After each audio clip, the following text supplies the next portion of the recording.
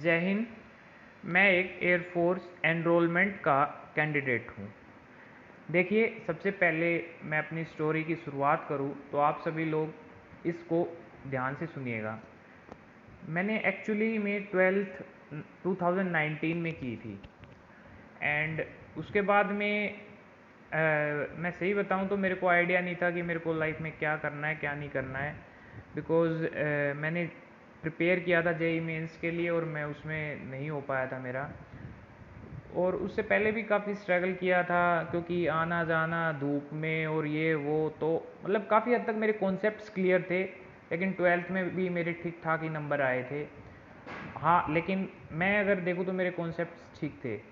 तो फिर मैंने क्या किया कि मैंने बीटेक में एडमिशन लिया, और वो भी एक अच्छी ब्रांच में, अच्छे कॉलेज में। तो फिर मैंने क्या किया कि साथ साथ में मैंने एयरफोर्स के लिए प्रिपेयर किया, क्योंकि एयरफोर्स का मतलब मेरे को ज़्यादा पहले 12th से पहले आइडिया नहीं था। और मैं सही बताऊं तो फिर मैंने जब देखा एयरफोर्स के बारे में तो मेरे को बहुत इंटरेस्ट आया और मैंने एयरफोर्स के लिए प्रिपेयर करना स्टार्ट कर दिया। तो पहले एग्ज़ाम में तो ज़्यादा दिन नहीं बचे थे, 15-20 दिन ही प्रिपेयर किया था मैंने, और शायद इससे भी कम 10 दिन के लिए। तो उसमें मेरा नहीं हो पाया था। उसमें एक्चुअली में मैं फ़िज़िक्स में रह गया था, फ़िज़िक्स में कट ऑफ में, तो सेक्शनल कट ऑफ में। तो उसके बाद में फिर मैंने प्रिपेयर किया और मेरी जर्नी स्टार्ट होती है 2019 एक्चुअली में सितंबर के बाद में। तो सितंबर से फिर मैंने प्रिपरेशन में स्टार्ट किया। फिर जो है दिसंबर में इसका नोटिफिकेशन आता है एयरफोर्स का 2019 में। जनवरी में इसका फॉर्म अप्लाई होता है और मार्च में इसका एग्ज़ाम की डेट आ जाती है। 2 दिन पहले कोरोना के चलते एयरफोर्स इसको पोस्टपोन कर देता है और फिर डेट पे डेट आगे बढ़ा के ये एग्ज़ाम 7 नवंबर, एक्चुअली में तो 4 से 8 नवंबर हुआ था, लेकिन मेरा जो एग्ज़ाम है 7 नवंबर को होता है। 26 नवंबर को हमारा रिजल्ट आता है और मेरे अंदर एक खुशी की दौड़ लहर सी आ जाती है, क्योंकि मैंने एक्चुअली में प्रिपेयर किया था एक्स ग्रुप के लिए, लेकिन मेरा वाई और एक्स में फर्स्ट कट ऑफ में मेरा दोनों में क्लियर हो जाता है। देन आफ्टर 26 को जो है हमारा रिजल्ट आने के बाद में मैंने जस्ट 26 को ही एक्चुअली में इसके लिए फेज़ 2 के लिए मैंने प्रिपरेशन स्टार्ट कर दी, और 24 को जैन को मेरा जो है फेज़ 2 हो जाता है। वो भी मेरा क्लियर हो जाता है। उसमें भी बहुत सारी चीज़ें होती हैं, मेहनत की मैंने। उसमें सबसे पहले फिज़िकल में जो है हमारी कदमताल हुई थी। एक्चुअली में मैं रेस के लिए भी प्रिपेयर्ड था। मैंने 2 दिन पहले छोड़ी थी रेस, नहीं तो उससे पहले हमें पता लग गया था, लेकिन फिर भी मैंने जो है रेस की ही तैयारी की, क्योंकि क्या पता एयरफोर्स करवा दे और हम ना हो पाएँ, इसलिए मैंने प्रिपरेशन करी। मैंने पुशअप भी किए, पुशअप भी लगाए। उसके बाद में सिटअप्स में भी मैं पास हुआ और स्क्वाट्स भी मैंने किया। उसके बाद में हमारा जो है एसआरटी सिचुएशन रिएक्शन टेस्ट होता है, वो हमने क्लियर किया, और उसके बाद में मैंने ग्रुप डिस्कशन क्लियर किया। तो ये सब चीज़ें होने के बाद में एक्चुअली में एयरफोर्स ने उस दिन हमको 6 बजे के आसपास में छोड़ा था। तो हमको मिलता है मेडिकल के लिए, जो हमारे को एक डॉक्यूमेंट मिलता है। उसके बाद में हम मेडिकल में गए। मेडिकल में हमारा चेकअप सब कुछ हुआ।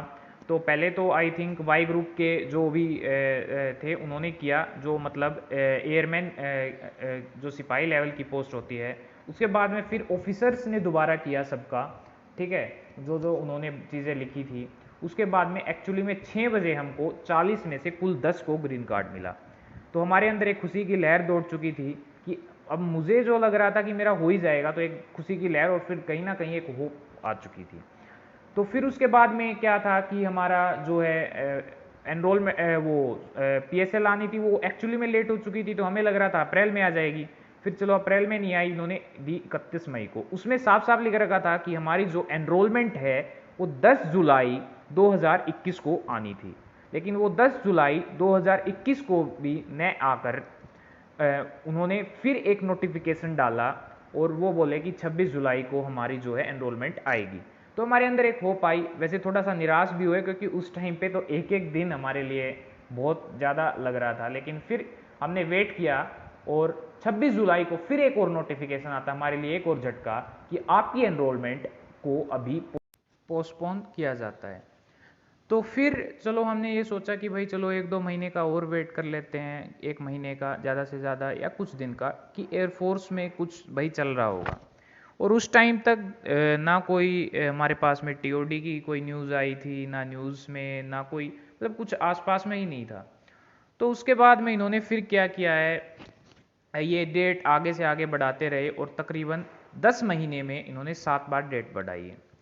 फिर हमको ये लगा कि 10 जून आई तो एक खुशी की लहर आई, पहले तो जनवरी आई थी तो खुशी की लहर आई थी कि चलो जनवरी में क्या पता बैच ले लें, तो बहुत खुशी की लहर आई। फिर जनवरी के बाद में महीने बीतते गए, फिर हमें दिसंबर में सॉरी जून में जब आए तो बहुत खुशी की लहर की, अब आई 10 जून को नहीं आई। तो फिर जो न्यूज़ आने लग गई थी और ये न्यूज़ में आर्टिकल्स में फिर थोड़ा सा मामला गड़बड़ लग रहा था, लेकिन ये नहीं लग रहा था कि हमारी एनरोलमेंट को ये कैंसिल करेंगे। उसके बाद में 14 जून को चीफ आए हमारे एयरफोर्स के वीआर चौधरी, और इन्होंने कहा कि जो है पिछली रिक्रूटमेंट को अभी मतलब कैंसिल किया जाता है। फिर भी क्लैरिफिकेशन नहीं था क्योंकि उनके स्पीच में कुछ क्लैरिफाई नहीं था। फिर जो है उन्होंने बोला तो झटका तो था लेकिन इतना लग नहीं रहा था। फिर हमारे जो एओपी हैं एसके झा, उनका जो बयान आता है कि जो एनरोलमेंट है वो कैंसिल हो चुकी है, और जो है हमें उनका पता नहीं है कि वो मेडिकल में फ़िट हैं या नहीं है, या फिज़िकल में फ़िट हैं या नहीं है। तो उस चीज़ से जो है हम बहुत निराश हैं, क्योंकि आप सोच के देखिए, चलो ठीक है हम मेडिकली फ़िट नहीं है, आप दोबारा मेडिकल करवाएंगे 100%, आप दोबारा करवा लीजिए। आप फिज़िकल चाह रहे हैं, हम फिज़िकल तैयार हैं, हम हमारा फिज़िकल दोबारा करवाइए, लेकिन ऐसे कैंसिल करना और ये बोलना ये तो कोई रीज़न नहीं है।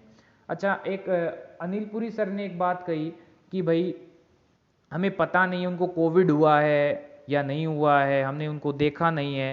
देखिए सिंपल सी चीज़ है, आप दो चीज़ें करवा सकते हैं, फिजिकल मेडिकल, लेकिन अब आप टेस्ट के लिए बोलें और 1 महीना दें, और टेस्ट में भी आपने क्या किया है, टेस्ट की भी कहानी मैं एक और वीडियो में बताऊंगा जो एयरफोर्स का टेस्ट हुआ है। लेकिन सिंपल सी चीज़ यही है कि आप जो अभी जो ये लोग दे रहे हैं, जो अभी भर्तियां आप लेंगे, क्या वो जो कैंडिडेट्स हैं वो मार्स से या किसी और ग्रह से आएंगे? क्या उनको कोविड का आपको पता है उनको है या नहीं है? तो मेरा सिंपल सा क्वेश्चन है, या तो हमको आप लोग क्लैरिफिकेशन दे, और आप लोगों से अपील है इस वीडियो को जो है ज़्यादा से ज़्यादा फैलाएं।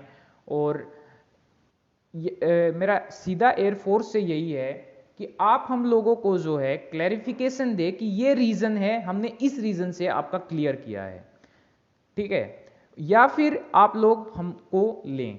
और इसमें जो है क्या है कि 7,000 बच्चे अटके हुए हैं, 7,000। तो आप सभी लोगों से यही अनुरोध है कि आप लोग जो है इस मुहिम में हमारा साथ दें, और इसलिए इस वीडियो को ज़्यादा से ज़्यादा शेयर करें, ठीक है, और ज़्यादा से ज़्यादा लोगों तक पहुंचाएं। और एक चीज़ और है कि अंदर से बहुत हताश हैं हम लोग, लेकिन अब जो है बहुत दिन हो चुके हैं तो कहीं ना कहीं जो ये मामला ठंडा पड़ गया है, और कोर्ट से हमें उम्मीद है, लेकिन कई बार जो है कोर्ट से भी क्योंकि ये गवर्नमेंट आई हुई है तो इसमें ऐसा लगता है कि ये पक्ष में हमारे ना हो, ये ना हो। बट अगर हम ये नहीं बोल रहे हैं कि अगर हमारे पक्ष में अगर ये कोर्ट अभी गवर्नमेंट से हटके है या गवर्नमेंट के अंडर प्रेशर में नहीं है, तो ये शायद मामला अगर कोई भी बंदा सुनेगा तो उसको यही लगेगा ये पलड़ा हमारा ही भारी है। और जितनी भी पुरानी भर्तियां हुई हैं उसमें बच्चों के हक में ही फैसला आया है। तो अभी देखना है तो आप लोग प्लीज़ इस वीडियो को ज़्यादा से ज़्यादा शेयर करें, क्योंकि मैंने क्या किया था, मैंने सेकेंड ईयर में जब उस टाइम पे मेरी PSL आई तो मैंने सेकेंड ईयर के एग्ज़ाम दिए थे एक्चुअली में 4, तो फिर मैंने छोड़ दिया क्योंकि मेरे को लग रहा था कि मेरा हो ही जाएगा इसमें, और तो फिर मैंने बीटेक छोड़ दिया।